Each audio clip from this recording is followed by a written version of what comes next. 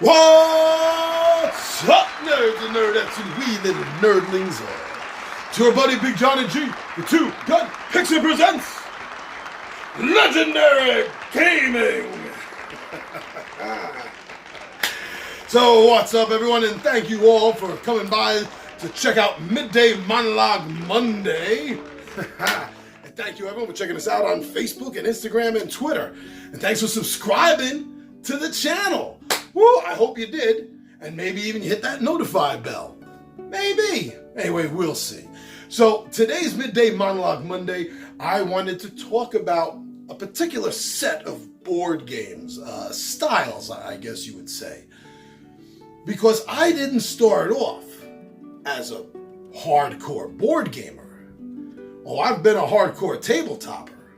And yeah, I did enjoy some of the old board games, and I enjoyed playing them whenever, but my original love was RPGs. Yeah, the role-playing games. And I've realized, looking through the collection, that there are some board games out there that are great for RPGers. Very good gateway games, specifically for RPGers, because they feel so much like a role-playing game. So why don't I see everyone down at the table, and we'll talk about board games that are great for role players.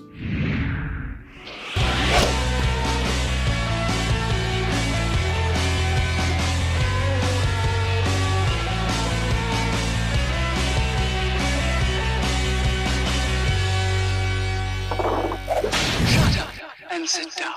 So yeah, thanks everyone for coming down here to the table and seeing what I wanted to talk about here. And exactly what I meant by board games for role-playing gamers.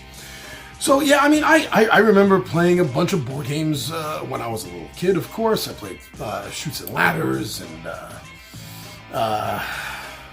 Candyland. Yeah, I remember playing Candyland a little bit, some vague memories. But then, you advance on to like Monopoly, and oh man, I'm not doing this to be a Monopoly hater, but to be honest, I never once really enjoyed playing a game of Monopoly.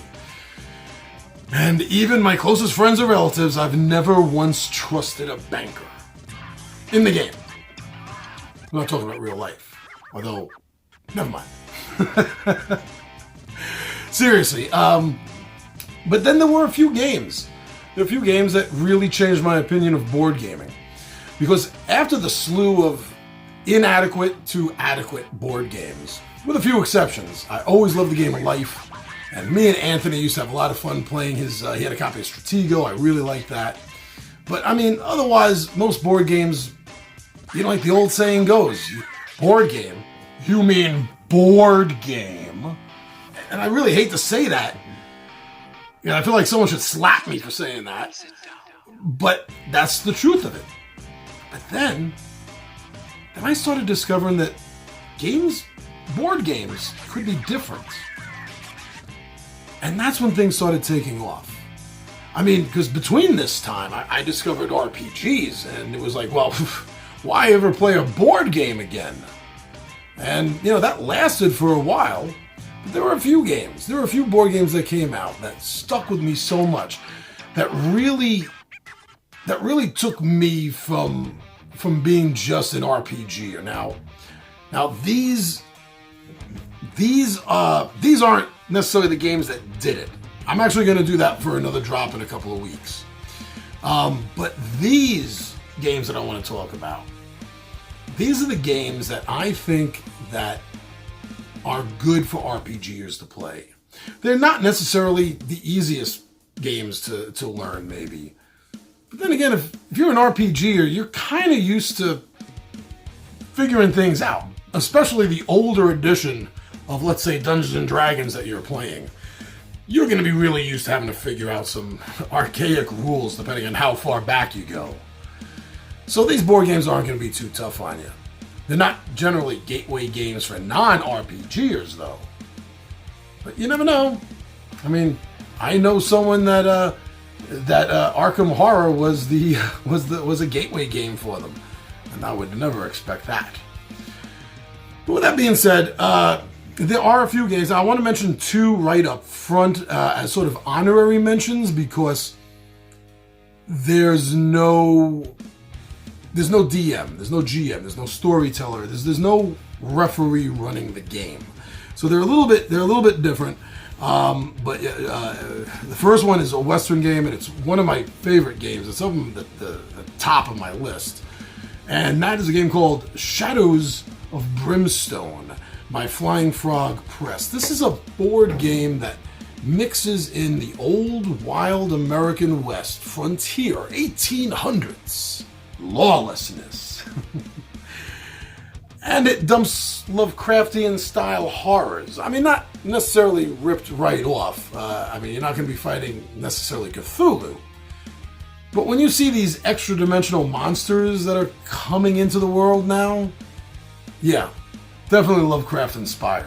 There's nothing wrong with that. This is it's more of a video RPG than a tabletop RPG, the way it simulates the game system, because it uses advancement trees. You know, so you pick an archetype, like a class, and then as you advance up levels in the game, you accrue enough experience, you advance up levels, you get to decide which branch, which path that you're going to be taking that specializes you a little bit. And this game does not have a need for a DM, as I said, so it's a little bit different, but it has extremely high levels of RPG feel to it, especially if it's trying to be, you're trying to appeal to a video game RPG. This definitely has the feel of it. Another one that I wanted to bring up, which is pure fantasy. And that is by Ares Games and Gremlin Project, and that is Sword and Sorcery. It's sitting right there next to Conan. So this game also doesn't use a DM in it, and one of the things that I really find RPG style to this fantasy board game is the fact that you have an alignment. More or less. You have one of the characters is neutral, and the others get to choose between whether they want to be playing as a good guy or a bad guy. It doesn't get any deeper than that, like lawful good, lawful evil. It's basically just good, neutral, and evil are your choices for your guy or girl character. It is, but it brings this aspect to the game that changes things up, really, depending on what your alignment is and the choices you make because of that. So that brings that great RPG feel to the board game. And as I said, it's a basic fantasy game, so that's going to suck in a lot of RPGers, since most RPGers are fantasy gamers. I mean, there's a lot of other, there's post-apocalyptic and sci-fi and Old West, superhero, but really fantasy's been the core of RPG, with, I think, sci-fi taking a very close second to it. But yeah, it brings it all in, and it has this really interesting feel to the game that you're not really advancing up levels, per se. You are the resurrected spirits of some of the greatest heroes the land has ever seen. And you just need to recapture your power, because you get kind of weak when you first get summoned back. So you know what you're building up into, and that's kind of cool. That's different. It's a different take on it, and I like that. But yeah, so those two I just wanted to mention as sort of honorary mentions here, since they don't really use a one-player versus all method, which is how you're really gonna get that RPG feel. But there are a couple I want to talk about, and the first one is actually the first two are sci-fi games. So if you wanted really good sci-fi RPG feel in a board game, one of the games you're going to want to be looking at is Level 7 Omega Protocol. Now this is part of a trilogy of games, and this is sandwiched right in the middle, but it's beautiful because you don't need to play the first. The first is a prelude to this, so to speak. It uses different characters, and this game is an aftermath of the first one. So don't worry about the fact that it's the second of a trilogy of games. This game is going to be using one player as the alien overlord, and he's going to be able to, he has forces that he or she is going to be able to use to send out against these space marines that the rest of the players are running. The game has a really, really nice mix between like Aliens, the second one, right, with the Marine Corps in it, and, well, ufology with the whole Dulce base, hollowed out base with aliens and humans working together and doing projects and all that stuff. And it has this mixed feel of it, because the base has gone to heck. It's gone to hell. And you and the Marine Corps are sent in to deal with this. And so there's aliens and alien monstrosities and hybrids running all over the place. An interesting aspect is that the alien overlord is going to be getting power from the adrenaline of the players. The more adrenaline and fear that he is able to induce in them, the more power he or she, as the overlord, alien overlord, is going to have at their disposal. And everything the heroes do generates adrenaline, so they have to be very careful with what actions they're going to take, because they don't want to feed too much power to their enemy. Now, as you advance in this game, you're going to get a chance to better your characters.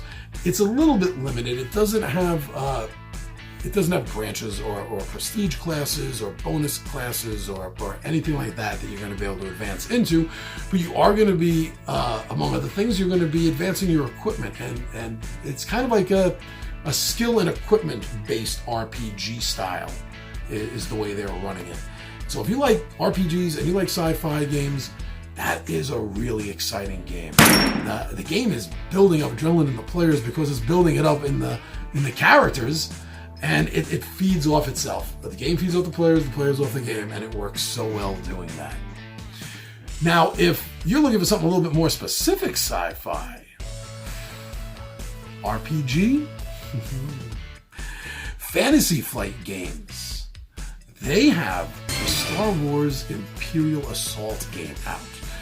And this one, again, you advance in skill and you advance in items, just like I was explaining for Level 7 Omega Protocol. And again, you're going to have one player running as the Empire.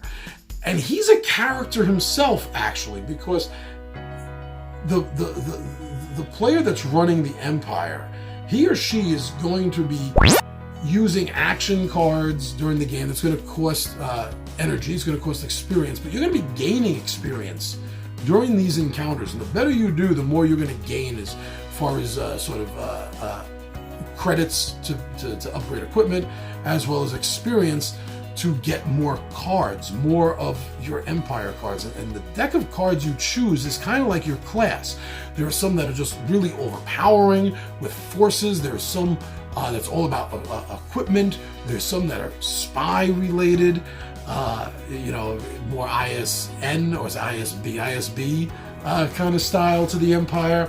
And that whole aspect of giving the DM a character, in essence, instead of just you're running the world, really blew me away when I first started playing that. I really love this idea because it brings a much deeper strategy to the game for the Imperial player. They have to know going into the game at the beginning of the campaign how they're going to run it. And that really reminded me of old style DMing, where you not only create your own module, maybe not the world, but the whole surrounding town and the area and the people around it. And what you did in the creation of it really mattered because that was setting the tone for everything else that was going to be coming down the pipeline for the campaign. And that's what Imperial Assault reminds me of, with the whole aspect of the Imperial player choosing a class. It's really fun. If you're a Star Wars fan and you're an RPG fan, this is the board game for you. It has expansion modules with new characters in it, new class abilities for the Empire player. Oh, it's really, check it out. If you're into RPGs and Star Wars, check it out. Two other fantasy ones I want to mention real quick. And another one, this is by Fantasy Flight Games as well. And it runs almost the identical engine, rule system as Imperial Assault. In fact, Imperial Assault has been called the 0.5, the 3.5 version of Descent Journey into Darkness. This is, I love the game, so what I'm about to say is not an insult to the game, but it's really still the best description I can give. It is one of the best D&D rips onto a board game I've ever played, on either side, as player or as I can't remember what they call it, but as the DM, as the GM, as the storyteller, right? Either side, this is the best rip-off of D&D I've ever played, and I really enjoy it. And the more expansion modules you get, it's going to open up more hero race, more hero classes for the players, more monsters for the DM.